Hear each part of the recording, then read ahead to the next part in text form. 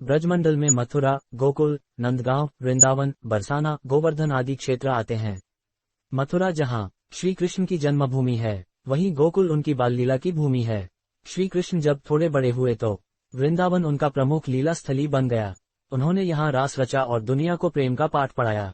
बरसाना श्री राधा की जन्मभूमि है और उनका परिवार भी वृंदावन में आकर रहने लगा था। आओ जानते हैं वृंदावन धाम के 8 चमत्कार या रहस्य को। दोस्तों, वीडियो को शुरू करने से पहले एक लाइक जरूर कर दे, इससे आपका कुछ नहीं जाएगा लेकिन मेरी चैनल को थोड़ी मदद जरूर हो जाएगी। चलिए शुरू करते हैं। पहला, रंग महल। वृंदावन में रंग महल है। प्रतिदिन मंदिर के अंदर स्थित रंग महल में कृष्ण घटाव राधा का पलंग लगा दिया जाता है और पूरा रंग महल सजा दिया जाता है तथा राधा जी का श्रृंगार सामान रखकर मंदिर के दरवाजे बंद कर दिए जाते हैं। जब प्रातः दरवाजे खुलते हैं तो सारा सामान अस्त घटाव व्यस्त मिलता है। मान्यता है कि रात्रि में राधा घटाव कृष्ण आकर इस सामान का उपयोग करते हैं। हालांकि शाम के बाद यह मंदिर बंद हो जाता है और यह भी कहा जाता है कि अगर यहाँ कोई छुपकर रासलीला देखता है तो वह अगले दिन पागल हो जाता है। दूसरा, अपने आप बंद होता और खुलता मंदिर। वृंदावन में श्री कृष्ण का एक ऐसा मंदिर है जो अपने आप ही खुलता और बंद हो जाता है। तीसरा, वृंदावन और तुलसी का रहस्य। वृंदा तुलसी को कहा जाता है। यहाँ तुलसी के पौधे अधिक हैं, इसलिए इसे वृंदावन नाम दिया गया, यानी वृंदा तुलसी का वन। कहते हैं कि यहाँ तुलसी के 2 पौधे एक साथ लगे हैं।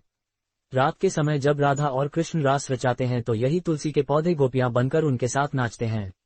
इन तुलसी का एक भी पत्ता यहाँ से कोई नहीं ले जाता है। जिसने भी गुपचुप यह कार्य किया वह भारी आपदा का शिकार हो जाता है। चौथा, अजीब है पेड़। मंदिर के परिसर में उगने वाले पेड़ और निधिवन में उगने वाले पेड़ भी अजीब है। यहाँ के पेड़ की शाखाएं नीचे की ओर बढ़ती है, जहाँ आमतौर पर पेड़ ऊपर की तरफ बढ़ते हैं।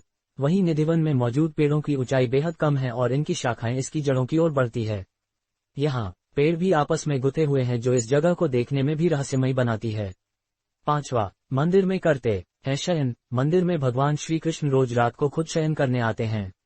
उनके सोने के लिए मंदिर के पुजारी रोज पलंग लगाते हैं और जिस पर साफ सुथरी गादी एवं बिस्तर के ऊपर चादर बिछाते हैं।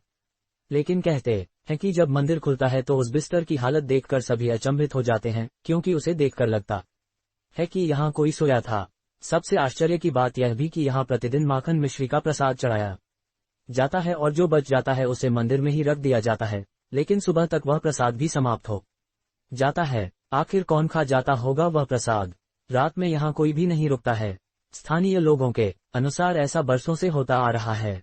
कुछ लोग इसे अंधविश्वास मानते हैं और कुछ लोग इसे श्री कृष्ण का चमत्कार। छठा, घरों की खिड़कियां कर देते हैं बंद। यहाँ के आसपास के अधिकतर घरों में खिड़कियां नहीं हैं और जिनके घरों में हैं वे शाम की आरती के बाद खिड़कियां इस डर से बंद कर देते हैं कि कोई मंदिर की दिशा में देखे नहीं, अन्यथा वह अंधा हो जाएगा। सातवां, निधिवन। कहते हैं कि आज भी समय समय पर प्रभु वृंदावन के निधिवन और मथुवन में रास भी करते हैं। वहां के मंदिरों में भ्रमण भी करते हैं।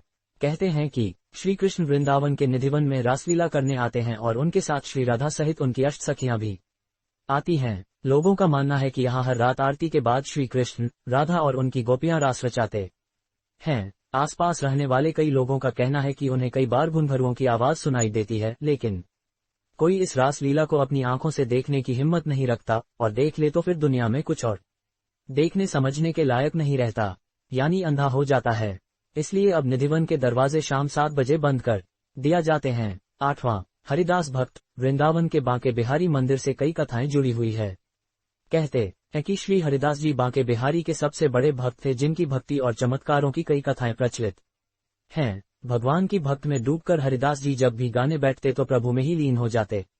इनकी भक्ति और गायन से रिझकर भगवान श्री कृष्ण इनके सामने आ जाते।